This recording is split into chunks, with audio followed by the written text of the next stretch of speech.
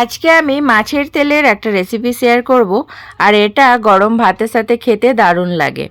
তা আমরা অনেক সময় মাছের তেলটা কি দিয়ে বানাবো ভেবে উঠতে পারি না।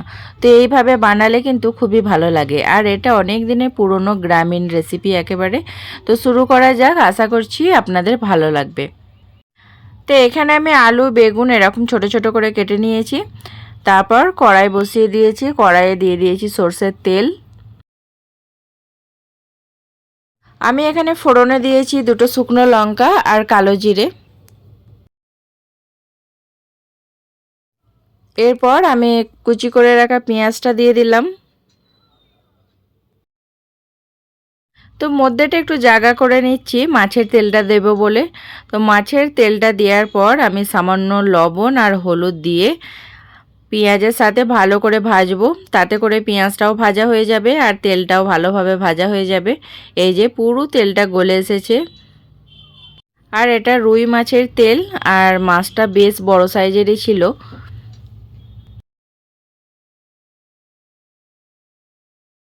তো মাছের তেলটা গলে এসে কতটা পরিমাণে তেল হয়ে গেছে দেখতেই পারছেন। এই তেলটা দিয়ে অনেক রকম সবজি বানানো যায়। আজকে আমি আলু বেগুন দিয়ে বানাচ্ছি, অন্য একদিন আরও সবজি দিয়ে আমি কিছু রেসিপি শেয়ার করব। তো তেলটা ভালোভাবে ভাজা হয়ে গেছে আর কত সুন্দর তেলটা ছেড়েও দিয়েছে। এবার আমি কেটে রাখা আলু বেগুন দিয়ে দেব। তা আলু বেগুনটা দেওয়ার পর ভালো করে মাখিয়ে নেব, আর আলুটা বেগুনটা এই তেলের সাথেই ভালো করে আমি ভেজে নেব। আলু বেগুনগুলো দেওয়ার পর বেশ অনেকক্ষণ ভাজতে হবে, ওই তেলেতেই যতটা পারবেন ভালো করে ভেজে নেবেন। এই যে আমি বেশ অনেকক্ষণ ধরে ভেজে নিয়েছি, আর তেলটা অনেকটা টেনে নিয়েছে বেগুনটা দেওয়ার কারণে। তো বেগুনটা ভালোভাবে সেদ্ধ হয়ে গেলে তেলটা আবার ছেড়ে দেবে। এবার পরিমাণ মতো লবণ দিয়ে দিলাম, তারপরে হাফ চা চামচ হলুদ গুঁড়ো, হাফ চা চামচ ধনের গুঁড়ো, আর হাফ চা চামচ জিরে গুঁড়ো। এখানে আমি মশলাটা অনেক কম ব্যবহার করেছি। এখানে আমি হাফ চা চামচ লঙ্কা গুঁড়ো দিয়ে দিলাম, আর হাফ চা চামচ আদা রসুন বাটা দিয়ে দিলাম। তো মশলাটা যতটা পারবেন কম দেবেন, আমি এখানে হাফ চা চামচের থেকেও কম মশলা দিয়েছি। তো ভালো করে এবার একটু কষিয়ে নেব, তার জন্য সামান্য পরিমাণে জল দিয়ে দিলাম। জলটা দিয়ে একটু ভালো করে কষিয়ে নেব মশলাটা। বেশ অনেকক্ষণ কষানোর পর এবার আমি জল দিয়ে দিলাম। জলটা দিলে ওই ভালোভাবে আলু বেগুনটা বেশ মশলার সাথে মিশে যাবে, খেতে আরও ভালো লাগবে। আর জলটা দেওয়ার পর আমি গ্যাসের ফ্লেমটা একবারে হাইতে রেখেছি। এটা এক্ষুনি মানে জলটা টেনে নেবে, এক্ষুনি হয়ে যাবে। এই যে অনেকটাই হয়েই এসেছে, আর একটু শুকনো শুকনো হলে আমি গ্যাসের ফ্লেমটা অফ করে সার্ভ করে দেখাচ্ছি।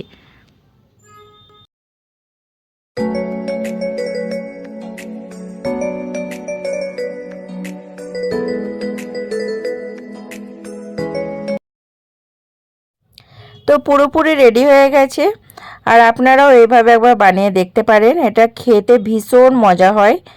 আর আমরা অনেক সময় তো ভাবি যে এটা কি করব, তেলটা ভেবেই পাই না কি দিয়ে বানাবো। তো অনেক সময় আমরা ফেলে দিই। তো ফেলে না দিয়ে এইভাবে করে যদি আমরা একটা বেগুন আলু দিয়ে রেসিপি বানিয়ে নিতে পারি, তাহলে কিন্তু খুবই মজার একটা রেসিপি হবে। তো যে কোনো তরকারি দেখেই বোঝা যায় যে কতটা টেস্ট হবে। এটা কিন্তু দেখতেও যেমন ভালো লাগছে, আর খেতেও এটা দারুণ হয়েছিল।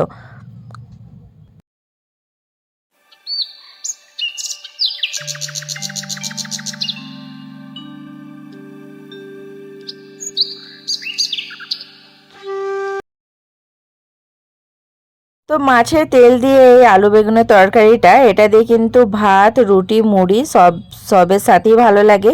তো আমার স্পেশালি ভাতের সাথেই ভালো লাগে, তাই আমি ভাত নিয়ে বসে পড়লাম। আর এখানে আমি ভাত নিয়েছি, ভাতের সাথে আমি পেঁয়াজ নিয়েছি, তারপরে একটা মাছ ভাজা নিয়েছি। আর মাছটা বেশ বড় সাইজেরই ছিল, তার জন্যই তেলটা অনেকটা হয়েছে। আর এই যে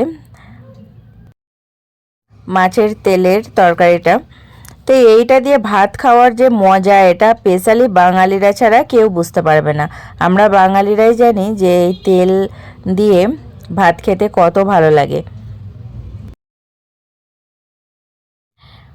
তা আমার না এই মাছের তেলটা দিয়ে শুধু ভাত, শুকনো ভাতটা খেতেই ভালো লাগে। ডাল দিলে মানে এই মাছের তেলের স্বাদটা অতটা পাওয়া যায় না। তার জন্য আমি এই শুধু মাছের তেলটা দিয়েই ভাতটা মাখাচ্ছি, আর খেতে কিন্তু দারুণ লাগে।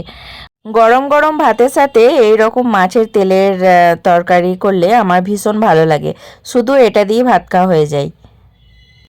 রেসিপিটা কেমন লেগেছে জানাতে ভুলবেন না। সবাই ভালো থাকবেন, সুস্থ থাকবেন, আনন্দের সাথে থাকবেন। আবার দেখা হবে একটা নতুন কোনো ভিডিওর সাথে। ততক্ষণের জন্য সকলকে বাই বাই।